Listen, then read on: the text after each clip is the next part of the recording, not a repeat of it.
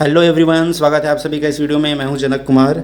तो इस वीडियो में हम डिस्कस करने वाले हैं कि जो मेटलर्जी के लिए कॉम्पिटिटिव एग्जाम्स होती हैं उसकी तैयारी आपको कैसे करनी है। ये इसका सेकंड वीडियो है। इससे पहले मैंने एक और वीडियो अपलोड किया था जिसमें मैंने 6 सब्जेक्ट्स के बारे में बताया था। 6 सब्जेक्ट में जो इंपॉर्टेंट सेक्शंस है, उस सब्जेक्ट में कहाँ से ज़्यादातर क्वेश्चंस पूछे जाते हैं उसको मैंने बताया था। यहाँ पे मैं और लगभग 5 से 6 सब्जेक्ट के बारे में फिर बताऊँगा कि उस सब्जेक्ट के कौन से पोर्शन से, कौन से पार्ट से आपका ज़्यादा क्वेश्चंस आने वाले हैं। ठीक है, तो आगे बढ़ने से पहले मैं आपको कुछ और टिप्स देना चाहूँगा कि किसी भी कॉम्पिटिटिव एग्जाम में अगर आपको सफल होना है तो कुछ बातों का आपको ध्यान रखना है। उसमें से सबसे पहली बात है कि सबसे पहले आप अपना लेवल आप जान लीजिए कि आप कहाँ पे खड़े हैं, आपको कितना नॉलेज है उस सब्जेक्ट का। जैसे मेटलर्जी की बात करेंगे तो आप पहले अपने आप को चेक करिए कि आपको कितना नॉलेज है। जो एग्ज़ाम्स होते हैं उसकी निकलने के चांसेस आपके कितने हैं, पहले आपको अपना लेवल पता होना चाहिए। उसकी पता कैसे कर सकते हो आप? उसके लिए बहुत सारे जो क्वेश्चंस पेपर होते हैं ना, उसको आप एनालाइज कीजिए। मैंने भी कुछ मॉडल क्वेश्चंस पेपर डाले हैं, वहाँ पे आप अटेम्प्ट कर सकते हैं। इसके अलावा जो बहुत सारे मल्टीपल चॉइस क्वेश्चंस के एक वो है बुक है ओबी गुप्ता का, वहाँ से आप अपना नॉलेज चेक कर सकते हैं कि आपको कितना आपसे क्वेश्चंस बनता है। ठीक है, तो उसके हिसाब से फिर आप अपनी तैयारी को और आगे बढ़ाइए। अब आपकी देखिए, आपका नॉलेज कितना भी हो, चाहे आपका नॉलेज आपको लगता हो कि नहीं मुझे बहुत ज़्यादा आता है, तब भी आपको रुकना नहीं है ना। उसके हिसाब से आपको और तैयारी करनी है, आपको 100% तक लेके जाने हैं अपनी चीज़ों को। कॉम्पिटिटिव एग्ज़ाम में सफल होने के लिए आपको हमेशा से ही ये बात का ध्यान रखो कि आपसे 100% क्वेश्चंस बनना चाहिए। आप तैयारी ऐसे करो कि आपसे एक क्वेश्चंस ना छूटे, है ना। हर सब्जेक्ट का, चाहे टेक्निकल हो नॉन टेक्निकल हो, हर सब्जेक्ट हर पोर्शंस की आपका पूरा नॉलेज होना चाहिए। ठीक है, ये प्रिपरेशन हो कि 100 में से 100 क्वेश्चंस मुझे सही से सही बना के आना है। अगर इस तरीके से तैयारी करोगे तब आपके कॉम्पिटिटिव एग्जाम में सफल होने के चांसेस ज़्यादा होंगे। ठीक है, आपने लेवल जान लिया, फिर उसके हिसाब से आपको तैयारी करनी है। दूसरा है, आपको कंसिस्टेंसी अपनी बनाए रखनी है। मतलब जो आपको जो पढ़ते हो आप, उसको कंसिस्टेंसी रोज़ आपको पढ़ना है चीज़ों को, है ना। कभी भी ऐसा नहीं कि आज पढ़ लिया फिर हमने बंद कर दिया, फिर 2 दिन बाद फिर हम उसको पढ़ रहे हैं, उस तरीके नहीं। कंसिस्टेंसी मतलब रोज़ आपको कुछ ना कुछ पढ़ते रहना है चीज़ों को, है ना। मेटलर्जी की चीज़ों में आपको उसके बारे में सोचना है। जैसे आप कोई चीज़ पढ़ रहे हो तो उसको ऑब्जर्व करिए, उसको देखिए आसपास वो हो रहा है कि नहीं हो रहा है। ठीक है, तो जो भी आप पढ़ते हो उसको पूरी तरीके से समझ के पढ़ना। ये थर्ड टिप है कि जो आप चीज़ों को पढ़ रहे हो उसको समझ के पूरे कॉन्सेप्ट के साथ पढ़िए।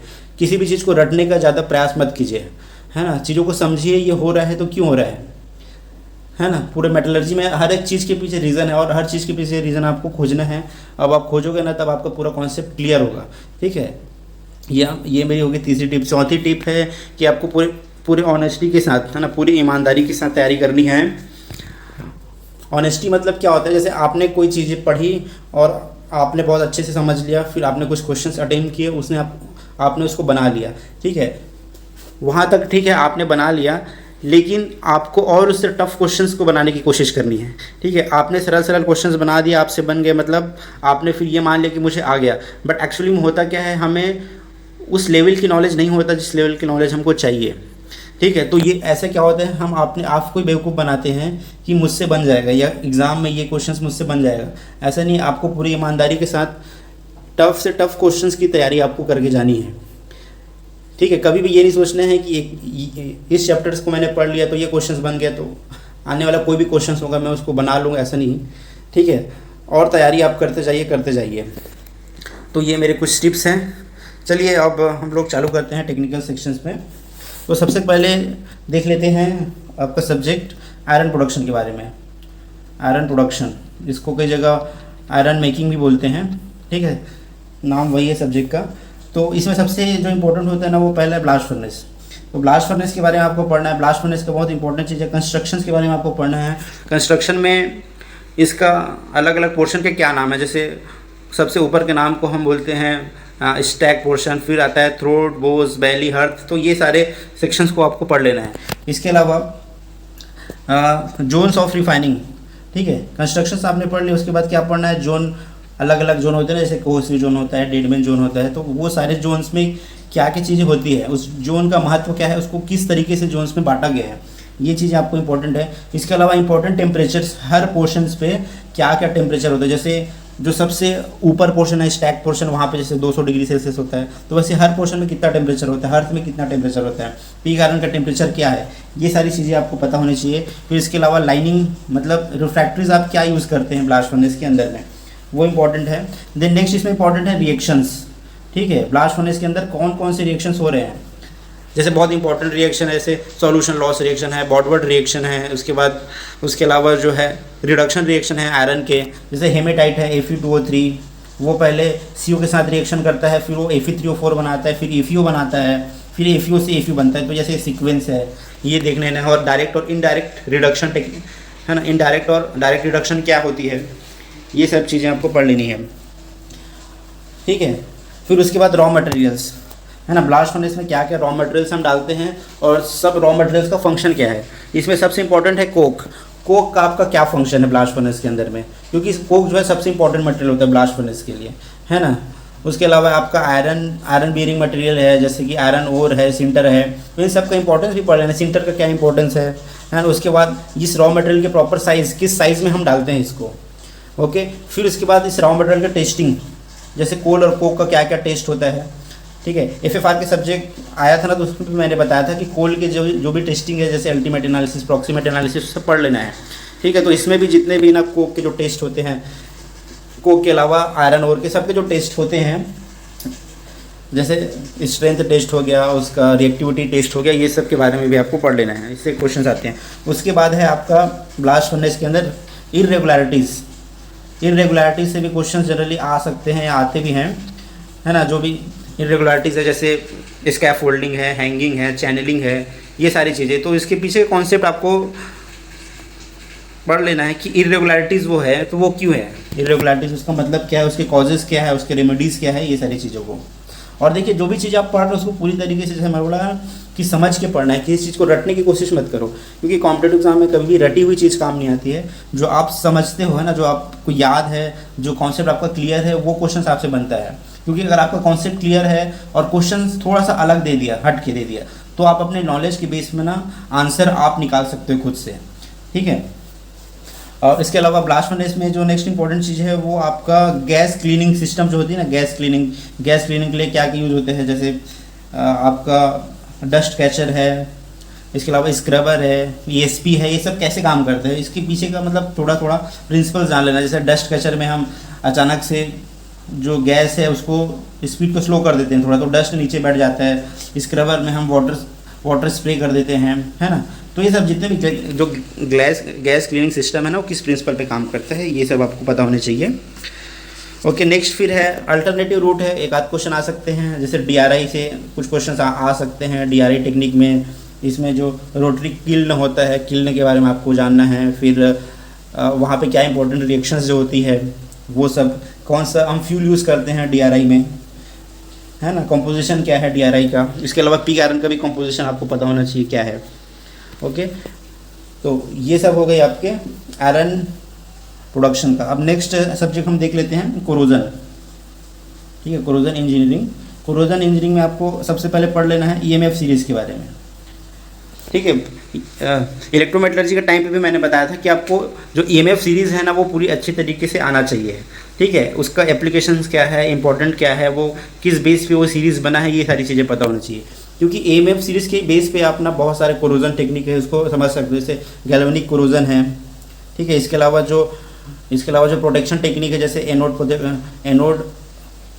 एनोड का प्रोडक्शन है, मतलब प्रोटेक्शन है, उसके बाद कैथोड है, ये सब जो प्रोटेक्शन टेक्निक है वो सब EMF सीरीज़ पे ही बेस्ड होती है, ठीक है।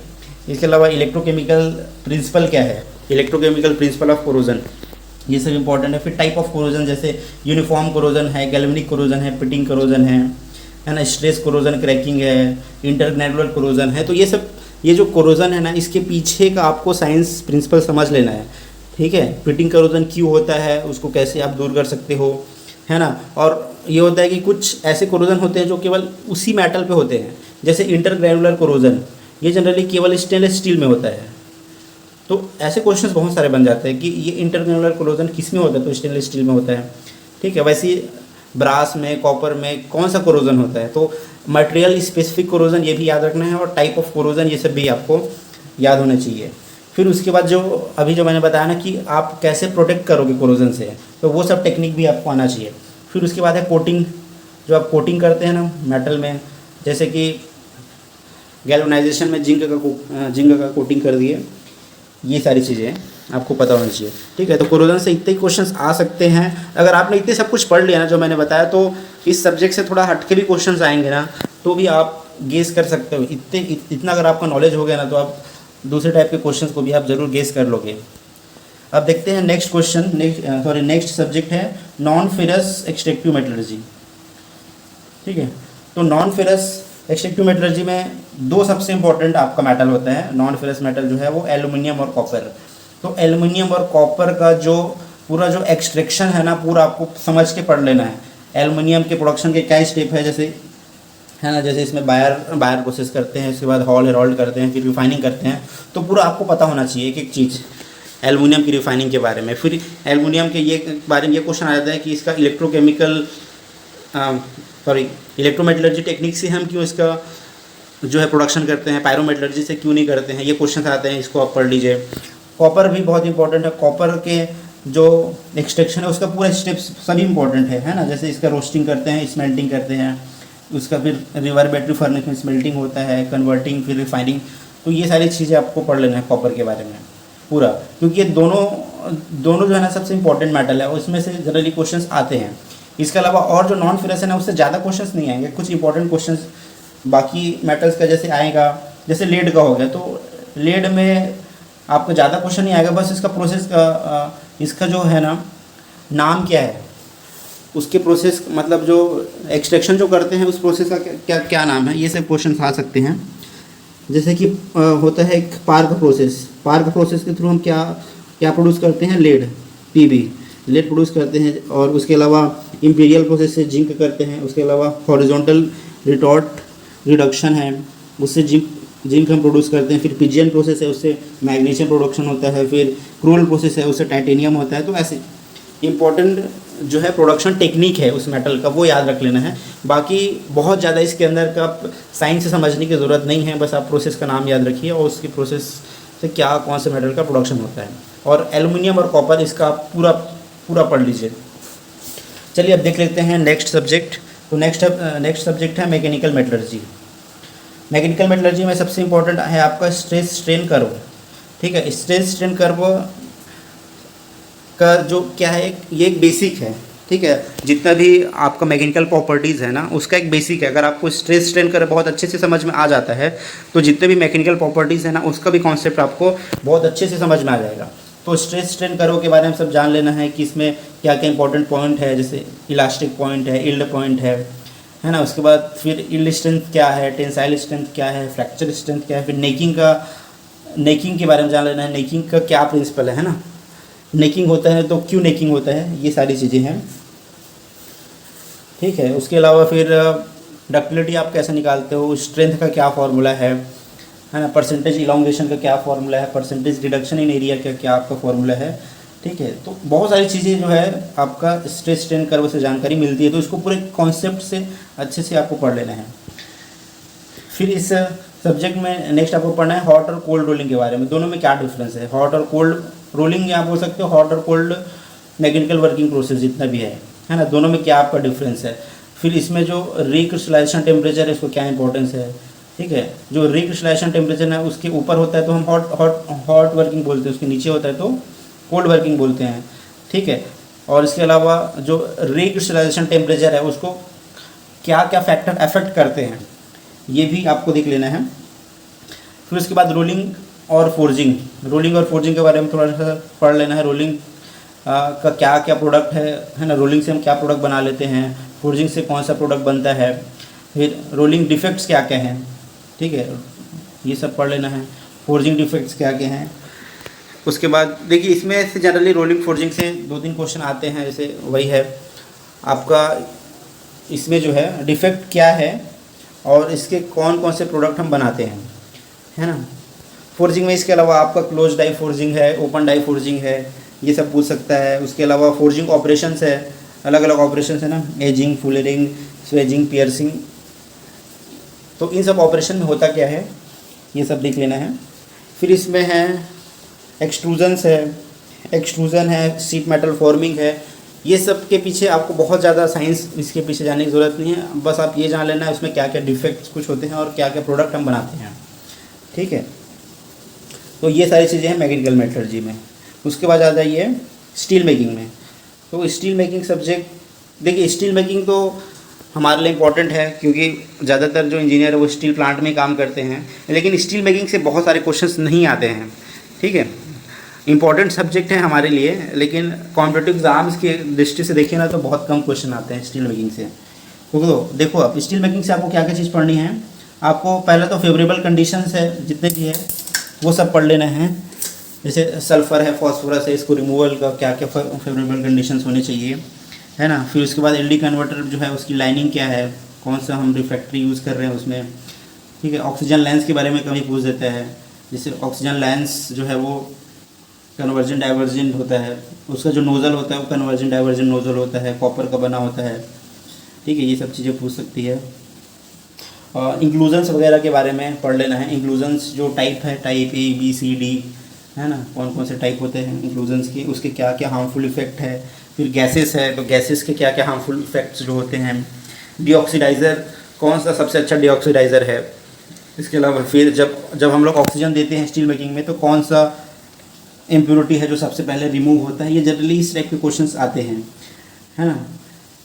उसके अलावा फिर डीगैसिंग का लॉ आता है। डीगैसिंग आप कैसे करते हैं, किस लॉ पर डीगैसिंग काम करता है, तो डीगैसिंग जो है सीवर्ट्स लॉ पे काम करता है। ये सारी चीज़ें फिर आ जाइए आप कंटिन्यूस कास्टिंग में। तो कंटिन्यूस कास्टिंग से आपको पूछा जा सकता है मोल्ड जो है वो किस मेटल का बना होता है, आप बोल सकते हो कॉपर का बना होता है। फिर उसके बाद कास्टिंग पाउडर है, टंडिश है, इन सब का क्या क्या फंक्शंस है, ये जनरली क्वेश्चन बनते हैं, है ना। और फिर स्टेनलेस स्टील मेकिंग से कुछ क्वेश्चन आ सकते हैं। स्टेनलेस स्टील बनाने का टेक्निक, जैसे कि AOD है, आर्गन ऑक्सीजन डीकार्बोनाइजेशन, VOD है, वैक्यूम ऑक्सीजन डीकार्बोनाइजेशन। तो इसके बारे में पढ़ लेना आपको कि ये कैसे काम करता है, किस सिद्धांत पे काम करता है, क्योंकि स्टेनलेस स्टील बनाने का टेक्निक थोड़ा सा अलग है, इससे क्वेश्चन आपके बन सकते हैं। ओके, नेक्स्ट सब्जेक्ट देख लेते हैं, testing of materials. Testing of materials, इसमें भी काफ़ी सारे क्वेश्चंस बनते हैं। कई बार क्वेश्चंस बहुत ज़्यादा पूछ देते हैं, कई बार नहीं पूछते हैं, बट ये इंपॉर्टेंट सब्जेक्ट है। तो टेस्टिंग ऑफ मटेरियल में सबसे पहले तो आपको स्ट्रेस स्ट्रेन कर्व जान लेना है ना। पहले मैकेनिकल मेटलर्जी में बताया, इसमें भी टेस्टिंग में भी स्ट्रेस स्ट्रेन कर्व का बहुत ज़्यादा इंपॉर्टेंस है, ठीक है, क्योंकि जो टेंसाइल टेस्ट होता है वो पूरी तरीके से उसी पे बेस्ड होता है, आपका स्ट्रेस स्ट्रेन कर्व पे ही, ठीक है। तो वो सब पढ़ लेना है। टेंसाइल स्ट्रेंथ मतलब टेंसाइल टेस्ट मतलब आपका स्ट्रेस स्ट्रेन कर्व पूरा का पूरा उसी पे बेस्ड है वो। फिर हार्डनेस टेस्ट आपको पढ़ लेना है। हार्डनेस टेस्ट में जितने टेक्निक है ना, ब्रिनल है, रॉकवेल है, विकर्स है, इसमें ज़्यादातर ना इसकी स्केल वगैरह पूछा जाता है। उस स्केल में कौन सा आप इंडेंटर यूज़ करते हो, जैसे ABC स्केल है तो कौन सा इंडेंटर आप यूज़ करते हो, किस मटेरियल के लिए होता है वो इंडेंटर, है ना। स्केल जैसे रॉकवेल में ABC स्केल होता है, तो उन तीनों स्केल में कौन सा इंडेंटर यूज़ होता है ना, किस मटेरियल का हम हार्डनेस चेक करते हैं और उसमें लोड कितना लगाते हैं। वैसे ही ब्रेनल और विकर्स का भी आपको ये सब जान लेना है। यही से ज़्यादातर क्वेश्चन पूछे जाते हैं। फिर आप आ जाइए दूसरे टेस्टिंग में, इम्पैक्ट टेस्टिंग में। इम्पैक्ट टेस्टिंग से भी क्वेश्चंस आते हैं। इम्पैक्ट टेस्टिंग में आइजोड और चारपी जो टेस्ट है ना, तो उसमें क्या डिफरेंस है आइजोड और चारपी में, उसका भी सैंपल, स्टैंडर्ड सैंपल में क्या डिफरेंस है, लोड जो लगाने का है ना डिफरेंस है, लोड एक में सामने से लगाते हैं एक में पीछे से, है ना। तो स्टैंडर्ड सैंपल के बारे में जान लेना है।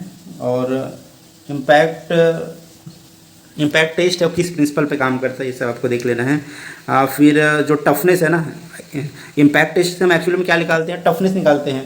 तो टफनेस को कौन कौन सी चीज़ें अफेक्ट करती है, जैसे आपका टेम्परेचर अफेक्ट करता है ना, फिर स्ट्रेन रेट है, फिर कॉम्पोजिशन, ये सारी चीज़ें अफेक्ट करती है टेम्परेचर, ठीक है, इसको टफनेस को, ठीक है। या आप बोल सकते हो कि कौन कौन सी चीज़ें स्टील को ब्रिटल बनाती है। तो अगर कम टेम्परेचर होगा तो जनरली मेटल ब्रिटल बिहेव करता है बहुत ही कम टेम्परेचर में, ठीक है। उसके बाद कंपोजिशन और ग्रेन साइज, इसका जो अफेक्ट है वो आपको पढ़ लेना है।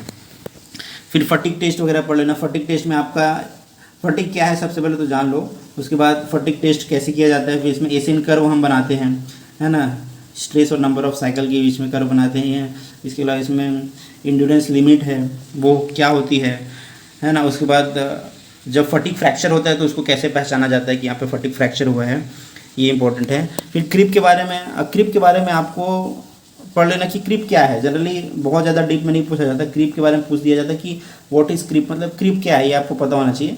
इसके अलावा थोड़ा सा आप क्रीप कर्व के बारे में पढ़ लीजिए, है ना। इसमें प्राइमरी, सेकेंडरी, टर्शरी कर्व होता है, तो वो क्या है, उस कर्व के बारे में पढ़ लीजिए। और फैक्टर्स अफेक्टिंग क्रीप कर्व, कौन कौन से फैक्टर जो है क्रीप कर्व को अफेक्ट करते हैं, ठीक है। फिर टेस्टिंग में आ जाइए, नॉन डिस्ट्रक्टिव टेस्टिंग में, NDT।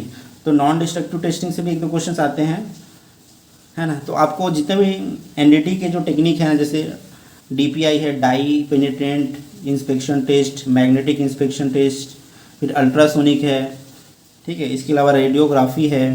तो इस सब के पीछे ना आपको, इसके पीछे क्या प्रिंसिपल है, मतलब हम कैसे पता लगाते हैं क्रैक। NDT में हम जनरली क्या पता लगाते हैं, क्रैक या ब्लो होल्स वगैरह जो है, तो कैसे पता लगाया जाता है, क्या टेक्निक है, तो सबका टेक्निक आपको पता होना चाहिए। उसके अलावा कौन सा टेक्निक किस टाइप के क्रैक को पता करने के लिए यूज़ होता है ना। जैसे कि DPI जो टेस्ट है, डाई पेनिट्रेटिंग इंस्पेक्शन टेस्ट, ये केवल सरफेस क्रैक को बता सकता है, ठीक है। वैसे ही मैग्नेटिक इंस्पेक्शन है, ये सरफेस और सब सरफेस क्रैक को बता सकते हैं, या तो सरफेस में, या जब सरफेस को थोड़ा सा अंदर भी हो तो ये बता देगा, ठीक है। वैसे ही अल्ट्रासोनिक है जो सबसे बेस्ट टेक्निक है। अल्ट्रासोनिक से हम बहुत छोटे क्रैक, हेयर लाइन क्रैक है, उसको भी पता कर सकते हैं। तो ये इम्पोर्टेंट है, आपको ये सब जान लेना कि किस टाइप के क्रैक के लिए किस टाइप का आपको NDT मेथड यूज़ करने हैं, ठीक है। तो चलिए इस वीडियो को हम यहीं पे ख़त्म करते हैं। इसके लिए एक 3rd वीडियो भी आएगा जो कि इस सेक्शन का लास्ट वीडियो होगा, उसमें हम बाकी बचे हुए सब्जेक्ट्स के बारे में बात करेंगे। Okay, thank you so much.